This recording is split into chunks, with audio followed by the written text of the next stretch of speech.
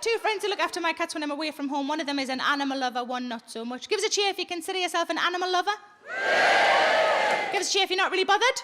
It's totally fine, isn't it? It's totally fine. My friend who is the animal lover, she looks after them because she loves them. My friend who isn't the animal lover, she looks after them because she loves me. It's very sweet. So the friend who is the animal lover, when she looks after them, she'll take a photograph of them to send to me, and underneath the photograph, it'll say, "Hiya, Mum." Because they call me Mum, it's not weird, fuck off.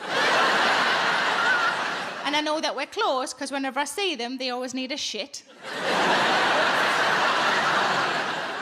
I say, "Hiya, Mum, we miss you, we'll see you soon," and it settles me. Wherever I am in the country or the world, it settles me, because I know that they're safe and that they're happy. My friend who isn't the animal lover takes a picture just the same, but underneath her picture, it'll say, "Here is the photograph you requested."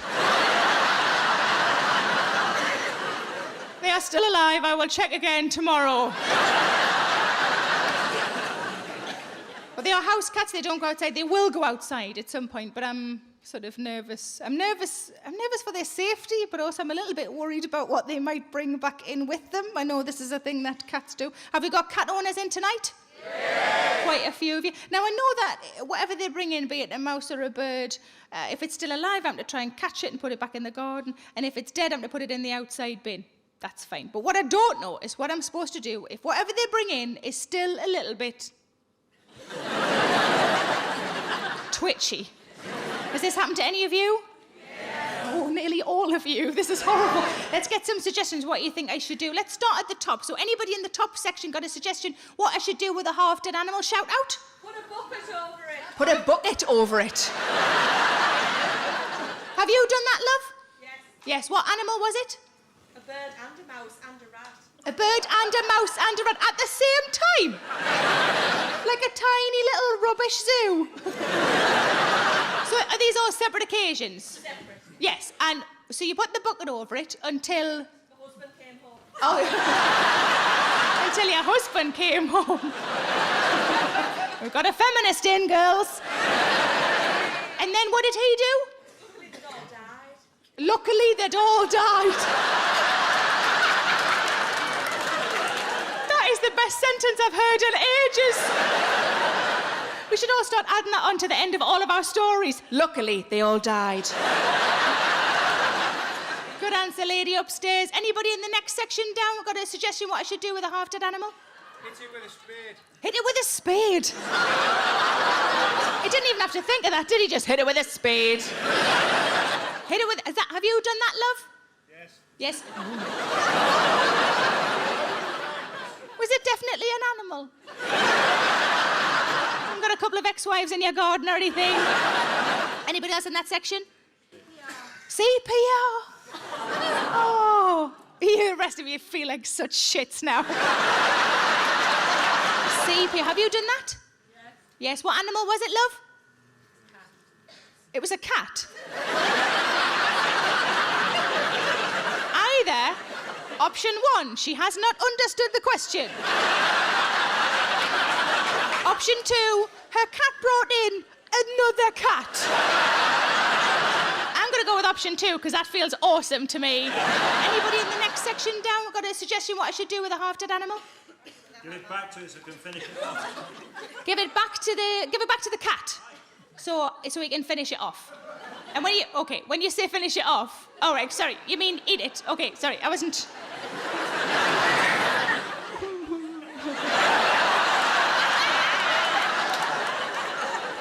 One tiny final wank. A cat couldn't even do that because they don't have that kind of hands. It'd have to do it with its paws. Well, you've just made me mime a cat wanking off a mouse. You dirty bastards. So you mean give it back to the cat so the cat can eat it? I like that idea because that feels like good parenting, doesn't it? Because it's like, finish your tea or you're not playing out. I like it, it's good. Anybody else in that section? Put it on YouTube. Put it on YouTube? Oh, we've got a young one in. How old are you, Flower? 25. 25. Get out. Fuck off.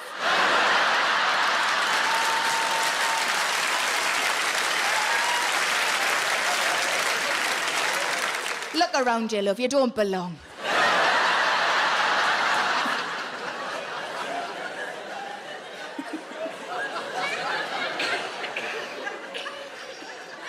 was so much fun. Sorry. Being rude to young people, you should try it, it's awesome. Next level down, so are you the grand circle? Is that what, you the grand circle? It's the lady there, like, yes, we're grand. Okay. So the grand circle, anybody got a suggestion what to do with a half-dead animal? Bash it with a hammer.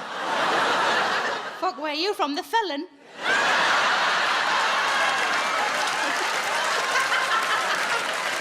I love that there's a lady cheering that I've just implied that she's from the felon, because you're clearly from the felon, yeah! We bash things with hammers!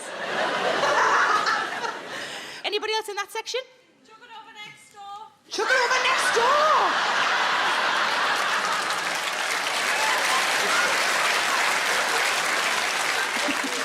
Anything that stops you having to talk to your neighbours. Good answer, thank you very much. Anybody in the boxes or downstairs got a suggestion? Put a cage and keep it as a pet. Hold on. We're coming back to you. Say that again, love. Because you know it's still fresh. Put it in a pie because you know it's still fresh. That's clearly all he's bothered about. Is it fresh? Yeah, well, I'll eat it. It doesn't matter what the fuck it is. Have you done that? With so you've had chips with it as well? Oh, and what kind of animals have you put in pies? Nothing exciting, just a pigeon. Pussy pie's nice.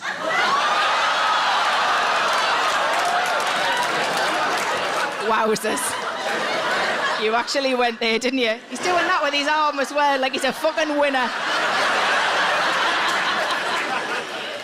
Something tells me by how mortified your girlfriend is that you're not going to get any of that for a while.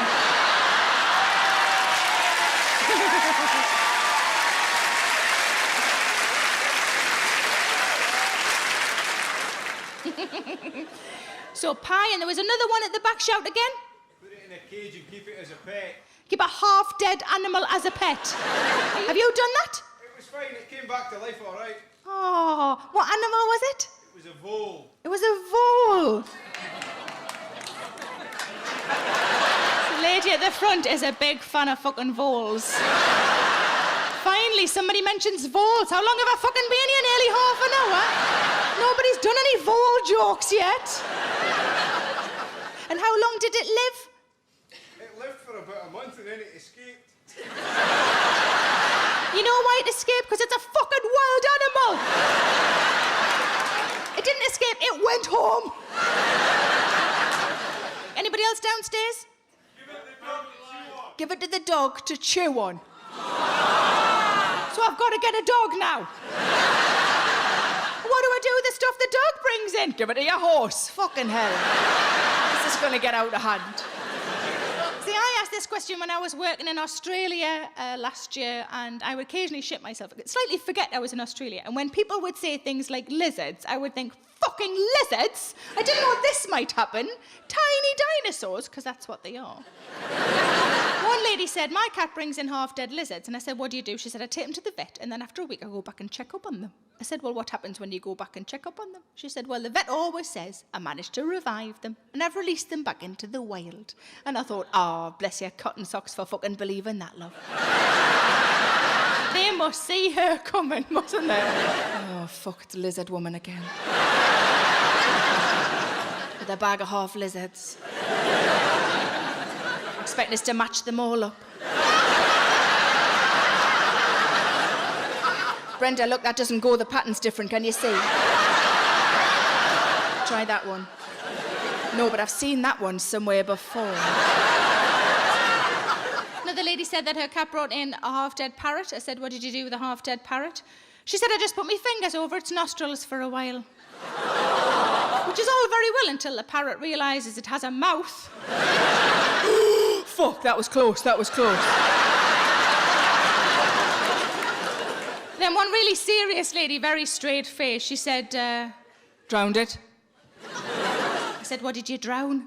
She said, It was a frog. I love the idea of a frog going, oh no, don't put us in the water. I hate the water. That's my natural habitat, just a fucking idiot. Oh no! But my sister said, are you going to bury all of the animals your cat's bringing in the garden?